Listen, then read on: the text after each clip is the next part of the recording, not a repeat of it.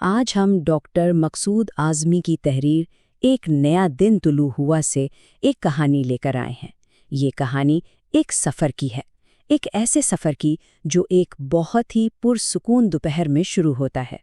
شہر کے شور شرابے سے بہت دور ایک نہر کے کنارے ایک نوجوان بالکل اکیلا اپنے ہی خیالوں میں گم خاموشی سے لیٹا ہوا ہے۔ سوچیں کہ اس کا ذہن بالکل ایک خالی صفحے کی طرح ہے، کوئی الجھن نہیں، کوئی پریشانی نہیں۔ وہ بس اپنے ارد گرد کی دنیا کو دیکھ رہا ہے، اس کا مشاہدہ کر رہا ہے۔ آس پاس جو ٹھنڈک اور تازگی ہے نا، اس میں اس کا شعور ایک معصوم بچے کی طرح بالکل آزاد ہے، جسے کسی بات کی کوئی فکر نہیں۔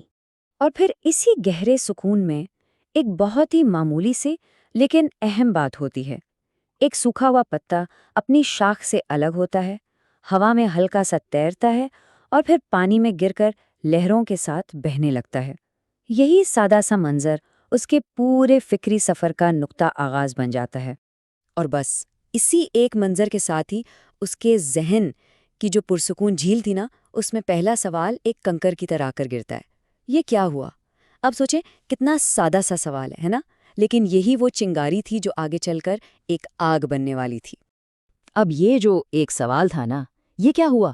یہ اکیلا نہیں رہتا، یہ اپنے ساتھ سوالوں کا ایک پورا طوفان لے آتا ہے۔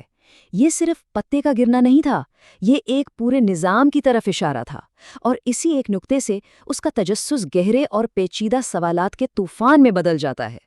اور پھر تو جیسے اس کے ذہن میں ایک بھونچال آ جاتا ہے۔ اچھا، یہ پتا گرا کیوں؟ اور جس پانی نے اسے زندگی دی، آج وہی اس کی قبر کیسے بن گیا؟ زندگی آخر ختم کیوں ہو جاتی ہے؟ کیا اس سب کے پیچھے کوئی بہت بڑا کوئی آفاقی نظام چل رہا ہے؟ اور اگر کوئی نظام ہے بھی تو کیا میرا علم اتنا کم ہے کہ میں اسے سمجھ ہی نہیں پا رہا؟ تو جب ذہن میں اتنی کھلبلی مچی ہوئی تھی، اس کا اپنا ہی اندر اس کا شعور اسے پہلا راستہ دکھاتا ہے۔ وہ کہتا ہے، مطالعہ کرو، کتابیں پڑھو، جوابات تو علم میں ہی ملیں گے۔ لیکن ایک منٹ، فوراً ہی ایک اور سوال اس کے سامنے آ کھڑا ہوتا ہے۔ ارے بھائی، یہ سوالات تو ابھی پیدا ہوئے ہیں۔ اس لمحے میں جو کتابیں ماضی میں لکھی گئیں، وہ آج کے اس لمحے کے سوالوں کا جواب کیسے دے سکتی ہیں؟ اور پھر اس کے اندر سے ایک حتمی، ایک فیصلہ کن جواب آتا ہے کہ جن سوالوں کے جواب انسان کی لکھی کتابوں میں نہ ملیں، ان کے لیے الہامی کتابوں کی طرف دیکھنا چاہیے۔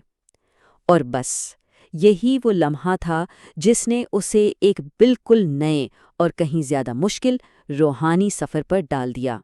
تو وہ ایک نئے عزم کے ساتھ قرآن حکیم کا مطالعہ شروع کرتا ہے، لیکن یہاں اسے سکون نہیں ملتا، بلکہ وہ پہلے سے بھی بڑی الجھن میں پھنس جاتا ہے۔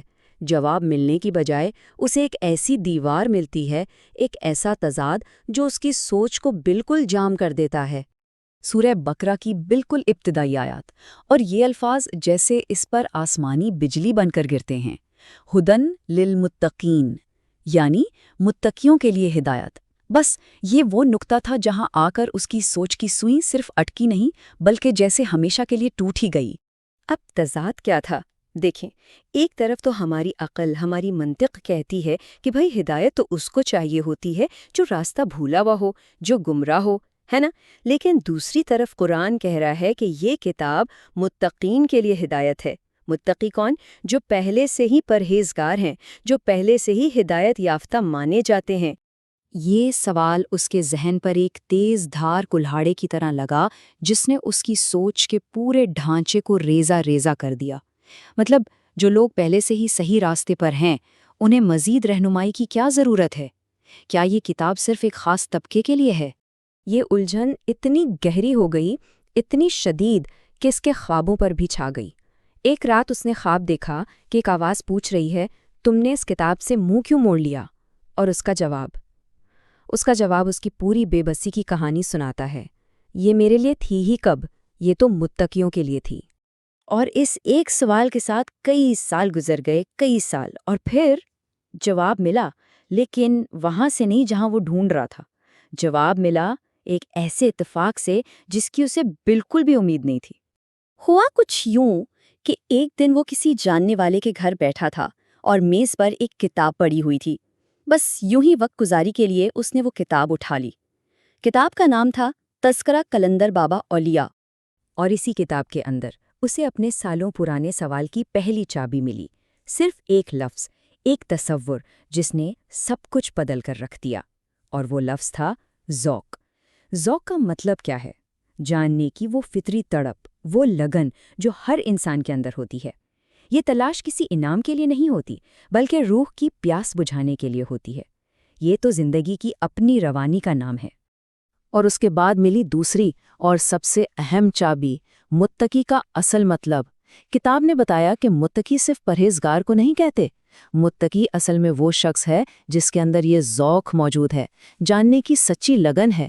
وہ شخص جو ہر بات کو سمجھنے میں احتیاط سے کام لیتا ہے، شک اور بدگمانی سے بچتا ہے، اور کائنات کے رازوں کو صرف اس لیے جاننا چاہتا ہے کیونکہ یہی اس کی فطرت کی پکار ہے۔ اور بس متقی کی اس ایک تعریف نے سب کچھ بدل دیا۔ وہ دیوار جو سالوں سے اس کے راستے میں ایک رکاوٹ بنی کھڑی تھی، وہ اب ایک دروازے میں بدل چکی تھی۔ اس کے لیے سمجھ بوجھ کا ایک بالکل نیا دن طلوع ہو چکا تھا۔ اس کی کیفیت کا اندازہ آپ یوں لگائیں جیسے کوئی بہت گہرا پرانا زخم تھا جو اچانک بھر گیا ہو، جیسے کوئی آگ اندر ہی اندر جل رہی تھی اور وہ بجھ گئی ہو، یا جیسے کسی بیمار کو آخرکار اس کی شفا مل گئی ہو۔ ایک بہت بڑی تاریکی تھی جو روشنی سے چھٹ گئی۔ اسے ایسی تسلی ملی کہ اس نے پوری کتاب ایک ہی رات میں پڑھ ڈالی، اور جب صبح فجر کی اذان کی آواز آئی تو اسے لگا کہ یہ صرف ایک نئی صبح نہیں ہے، بلکہ اس کی زندگی میں حقیقت میں ایک نئے دن کا سورج طلوع ہوا ہے۔ اب اسی آیت کا مطلب اس پر بالکل صاف ہو چکا تھا، خدن للمتقین۔ اس کا مطلب یہ نہیں کہ یہ کتاب صرف پرہیزکاروں کے لیے ہے، بلکہ اس کا مطلب یہ ہے کہ یہ کتاب ان لوگوں کے لیے ہدایت اور روشنی ہے جن کے اندر خدا کو جاننے کی فطری تڑپ یعنی ذوق زندہ ہے۔ ہدایت پرہیزگاری کا انعام نہیں، بلکہ سچی تلاش کا آغاز ہے۔ تو اس نوجوان کا سفر ہمیں ایک بہت ہی اہم سوال پر چھوڑ جاتا ہے۔ کبھی کبھی زندگی کے سب سے بڑے جوابات وہاں سے ملتے ہیں جہاں ہم دیکھ بھی نہیں رہے ہوتے۔ تو سوچئے، وہ کون سی چابی ہو سکتی ہے جو اس سوال کا تالا کھول دے، جو شاید کسی کے ذہن میں برسوں سے بند پڑا ہے۔